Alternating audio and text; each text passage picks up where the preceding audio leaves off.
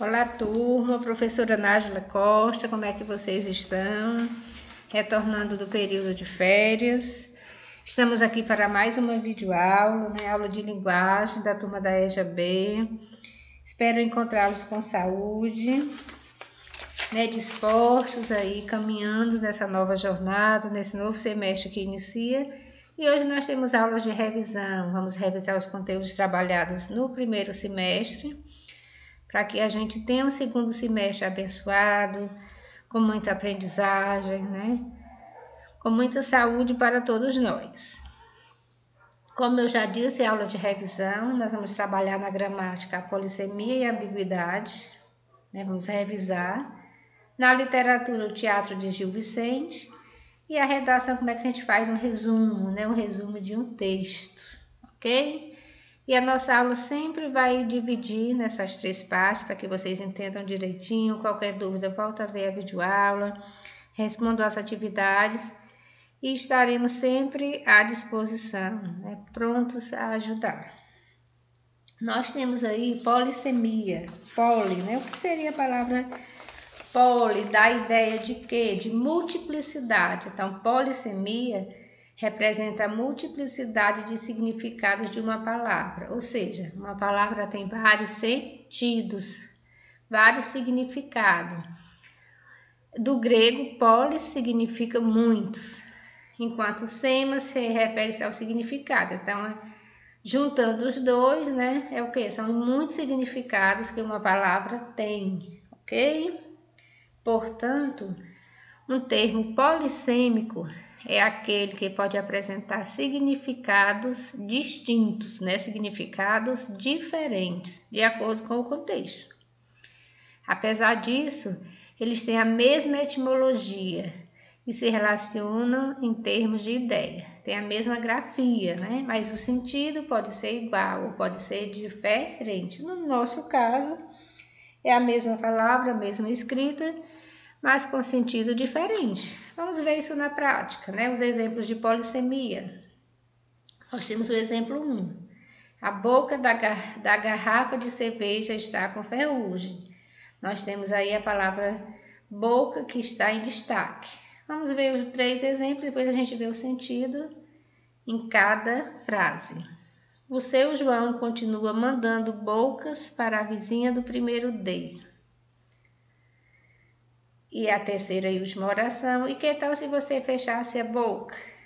Vocês podem perceber, nós temos aí o reflexo, o sentido da polissemia. Nós temos a palavra boca, aplicada em situações diferentes, e se mesmo sendo a mesma palavra, para cada oração ela tem um sentido diferente. Aí, voltando ao primeiro exemplo, a boca da garrafa de cerveja está com ferrugem, aquela parte onde tem a tampa, não é a boca, se refere a uma boca normal, não é a boca de um ser humano, tem o sentido da garrafa, do lugar onde sai o líquido. No segundo exemplo, que o João continua mandando bocas para a vizinha do primeiro D, mandando os beijos, mandando algo que dê a ideia da boca, que não é a boca, mesma boca no sentido da frase 1. E na frase 3, que tal se você fechasse a boca?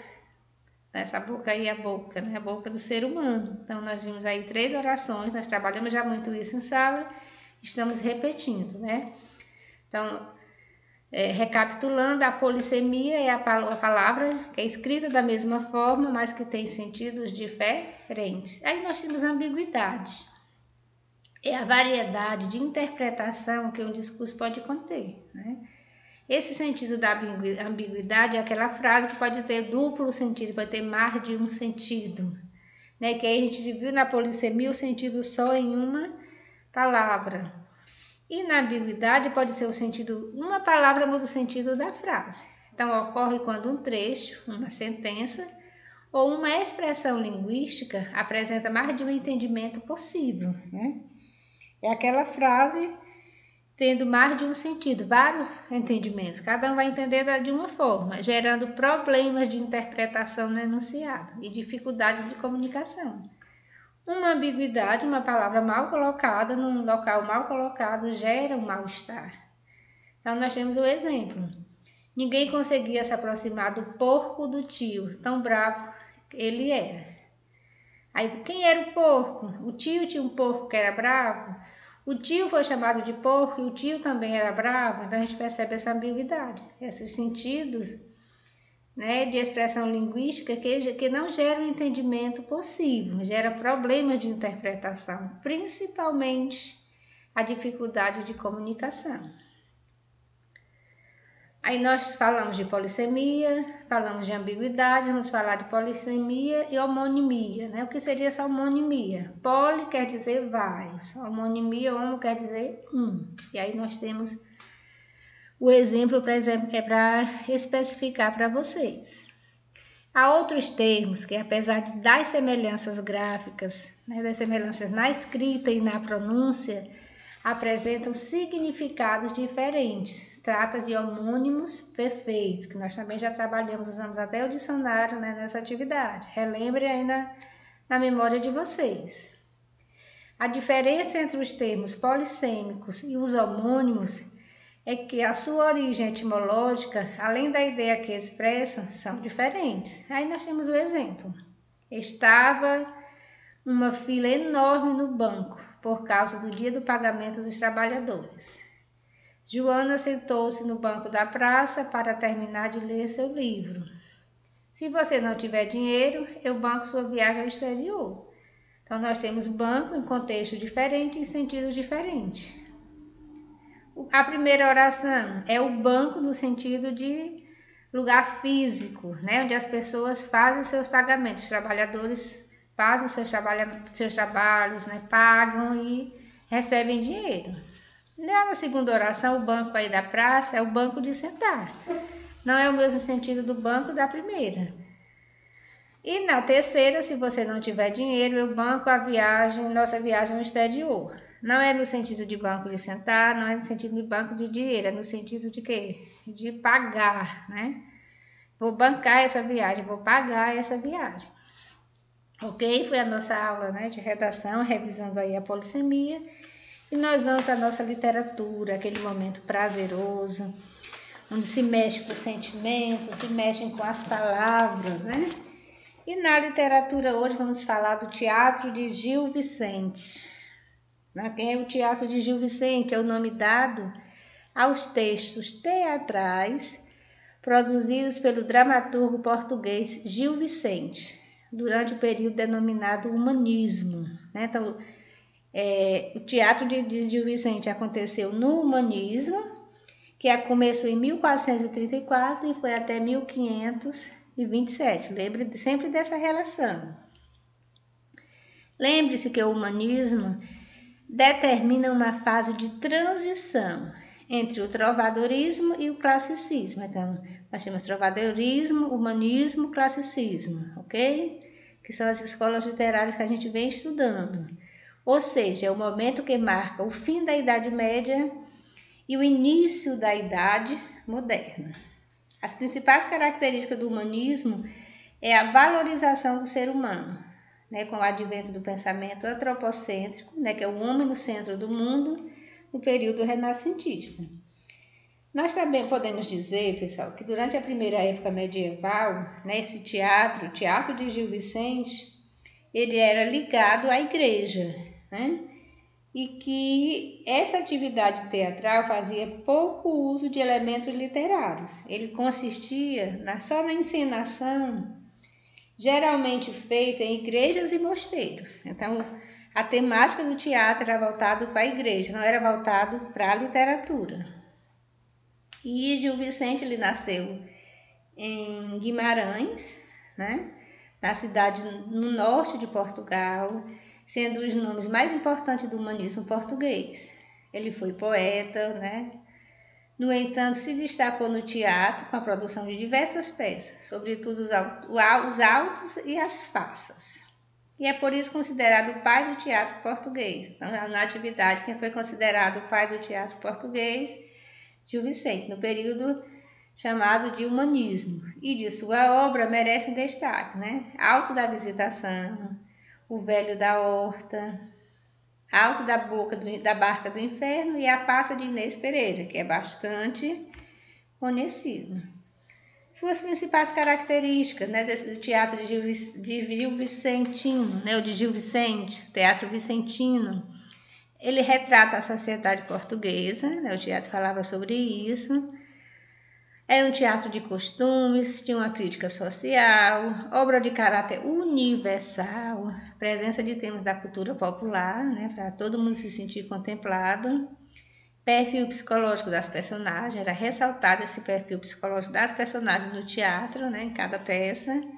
Presença de humor, de comicidade, aquilo que é cômico, aquilo que é engraçado. E temas pastoris, cotidianos, profanos e religiosos, ok? Então essa foi a literatura, né? Falamos um pouco de Gil Vicente. E vamos para a nossa redação, né? Também aquele momento esperado, aquele momento que a gente lembra do que já leu, do que já presenciou, dos conhecimentos adquiridos ao longo da vida para fazer um texto bacana, né? Para fazer a produção de um texto. E quando se faz a produção de um texto, existem várias formas. E hoje vamos trabalhar com resumo. Eu tenho um texto na íntegra e você vai resumir. E resumir um texto, né, popularmente, não é só diminuir o tamanho. Tem alguns mecanismos que a gente precisa utilizar. Tem algumas características que a gente precisa conhecer. É diminuir o texto, resumir o texto, mas que ele não perca a sua essência, não perca o seu sentido. Então, o resumo de um texto, pessoal, é um mecanismo em que se aponta somente as ideias principais de um texto-fonte, né, do texto principal, de forma que é produzido um novo texto. Eu tenho um texto, vou resumir esse texto, é produzido um novo texto, com as mesmas ideias, mas no formato menor. No entanto, de maneira resumida, abreviada, né, ou sintetizada, que o próprio nome já diz, é um resumo. Entre outras palavras, o resumo é a compilação de informações mais relevantes de um texto original e não uma cópia. Então, o resumo não é a cópia do texto, é o próprio dizer, o resumo é algo simplificado, é algo compilado. E para isso você precisa conhecer o texto, entender o texto, identificar as ideias principais para poder fazer essa compilação, para poder fazer esse resumo. Podemos fazer o resumo de um livro, de um capítulo, de um conto, de um artigo, dentre outros.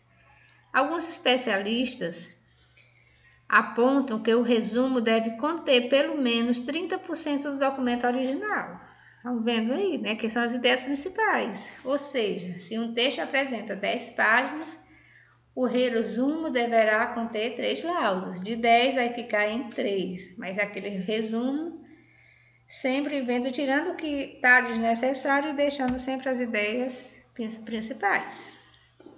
E nós temos aqui 3 tipos de resumo. Quando o professor pedir para você fazer um resumo, você vai, né, se deter nessas situações. É um resumo indicativo, é um resumo informativo, é um resumo crítico.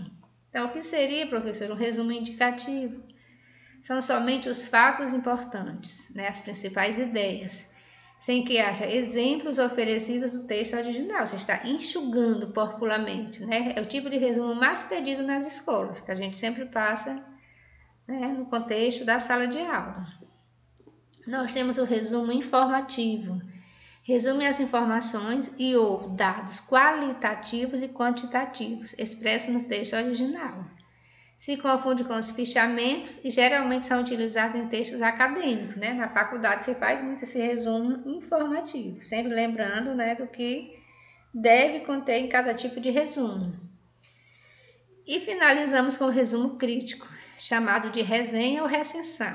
Ele resume as informações do texto original, aos quais são acrescentadas opiniões do autor, a quem escreve o resumo. Então, assim, eu vou fazer um resumo crítico, eu vou ter o texto original, vou fazer um resumo e ainda vou apresentar as minhas ideias sobre esse texto, sobre esse resumo. Ok, pessoal, tudo bem, né? Espero que vocês tenham entendido.